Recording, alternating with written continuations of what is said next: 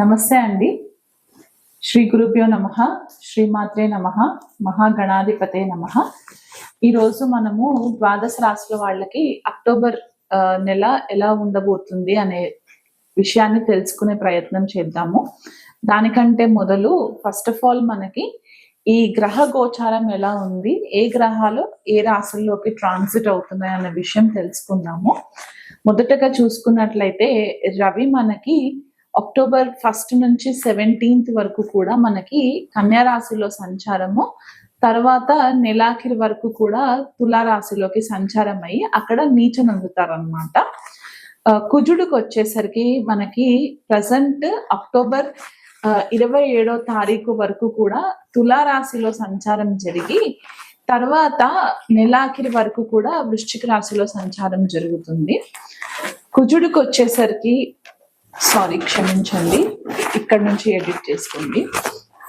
మనకి శుక్రుడికి వచ్చేసరికి ఏంటంటే అక్టోబర్ 1 నుంచి 9th వరకు కూడా సింహరాశిలో సంచారము, తర్వాత అక్టోబర్ 9వ తారీఖు నుంచి నెలాఖరి వరకు కూడా కన్యా రాశిలో నీచనొందుతారు శుక్రుడు. తర్వాత బుధుడిని గనక చూసుకున్నట్లయితే అక్టోబర్ 1 నుంచి 3వ తారీఖు వరకు బుధుడు వచ్చేసి మనకి కన్యా రాశిలో సంచారము, తర్వాత 24వ తారీఖు వరకు కూడా తులారాశిలో సంచారము, తదుపరి ఎండ్ ఆఫ్ ద మంత్ వరకు కూడా మనకి వృశ్చిక రాశిలో సంచారం జరుగుతుంది. అక్టోబర్ లో మనకి మెయిన్ ప్లానెట్ మనకి ఎక్కువ ఎఫెక్ట్ ఎక్కడిస్తుంది అంటే గురువు కూడా మారుతున్నారు. గురువు ఇక్కడ అక్టోబర్ 18వ తారీఖున తన ఉచ్చ స్థానమైన కర్కాటక రాశిలోకి సంచారం, అంటే దాదాపు 12 సంవత్సరాల తర్వాత గురువు మనకి ఉచ్చ స్థితిలోకి ట్రాన్సిట్ అవ్వడం అనమాట. అక్టోబర్ 18కి జరుగుతుంది. ఆయన ఒక 3 months వరకు కూడా కర్కాటక రాశిలోనే సంచారం జరుగుతూ ఉంటుంది అనమాట. మనకి శని వచ్చేసరికి మీనరాశిలో ఆల్రెడీ సంచారం జరుగుతున్నారు, అక్కడ వక్రిగతిలోనే ఉంటారు. అండ్ రాహు వచ్చేసి కుంభరాశిలో సంచారము, కేతు వచ్చేసి సింహరాశిలో సంచారం జరుగుతుంది. సో ఇలాంటి మన ట్రాన్సిట్ ని మనము అనలైసిస్ చేసుకున్నప్పుడు ఈ ద్వాదశ రాశుల వాళ్ళకి ఎలాంటి రిజల్ట్స్ ఉంటాయి అనేది కూడా మనకి ఎఫెక్ట్ కనిపిస్తుంది అనమాట.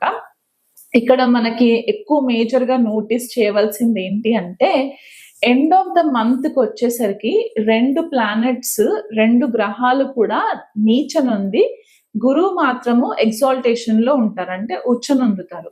సో అంటే ఇక్కడ మనకి దాదాపు రవి అక్టోబర్ 17th తర్వాత నీచనందుతారు, అండ్ మనకి శుక్రుడు కూడా కన్యా రాశిలో సంచారము అక్టోబర్ 9th తర్వాత జరుగుతుంది కాబట్టి ఆయన కూడా అక్కడ మనకి నీచనందుతారు. కాబట్టి గ్లోబల్ లెవెల్లో కూడా మనకి కొద్దిపాటిగా చేంజెస్ రావడం అనేది కూడా మనకి కొంచెం కనిపిస్తూ ఉంటుంది.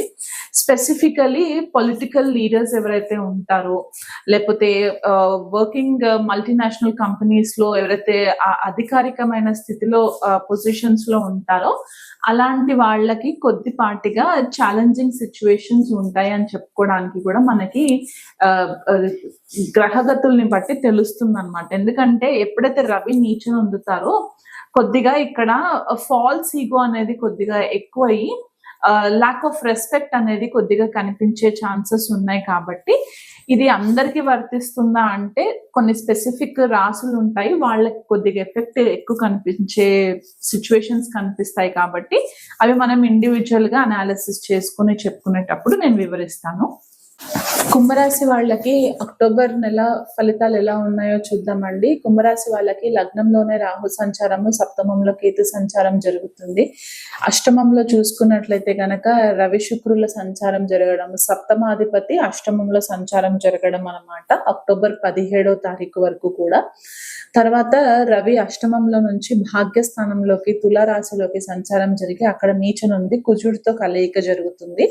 ద్వితీయ కుటుంబ స్థానంలో ఆర్థిక వ్యవస్థ మనం ఏదైతే చూస్తూ ఉంటామో ఫైనాన్షియల్ ట్రాన్సాక్షన్స్, ఆ ఇంట్లో శని సంచారము వక్రిగతిలో ఉంటుంది. కాబట్టి కుంభరాశి వాళ్ళు మొదటగా చూసుకున్నట్లయితే వీళ్ళు ఇంకా ఏలినాటి శని ప్రభావంలోనే ఉన్నారు ఈ నెలలో కూడా.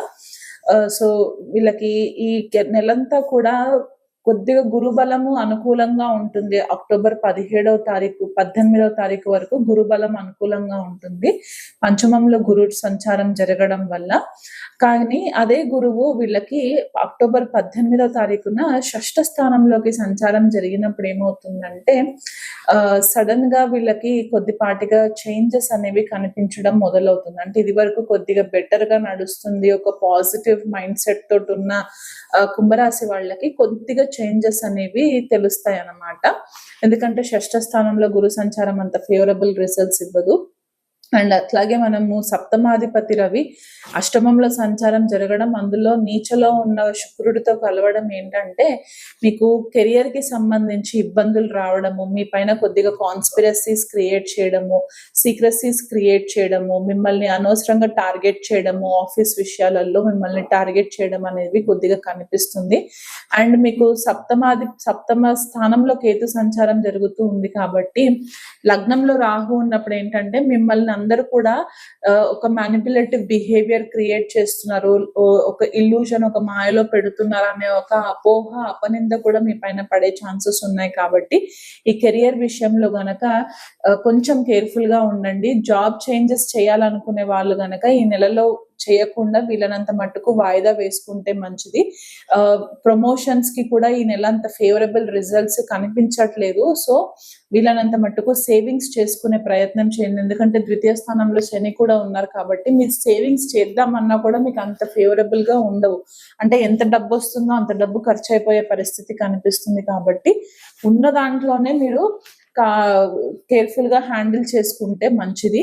శుక్రుడు అష్టమ స్థానంలో జనరల్ గా ఫేవరబుల్ అంటాము, కాకపోతే ఇక్కడ నీచ నొందినారు అండ్ అందులో సప్తమాధిపతితో కలిశారు కాబట్టి ఈ టైంలో మీకు కొత్త పరిచయాలు ఎవరైనా ఏర్పడితే గనక ఆ విషయంలో కొంచెం కేర్ఫుల్ గా ఉండండి శుక్రుడు విషయంలో. ఎందుకంటే ఈ 7th లార్డ్ 8th హౌస్ లో ఉండి నీచలో ఉన్న శుక్రుడు అండ్ సప్తమ స్థానంలో కేతు సంచారం మీ భాగస్వామితోటి మీకు కొద్దిపాటిగా డిటాచ్మెంట్ ఏర్పడి కొత్త వ్యక్తుల పరిచయాలు పెరిగినప్పుడు ఎక్స్ట్రా మ్యారిటల్ అఫైర్స్ కి దారి తీసే ఛాన్సెస్ కనిపిస్తున్నాయి. కాబట్టి దానికి ఎటువంటి ఆస్కారం కూడా లేకుండా మీరు ఒక బౌండరీ గీసుకున్నట్లయితే గనక మీకు ఇబ్బందులు లేకుండా ఉంటుంది.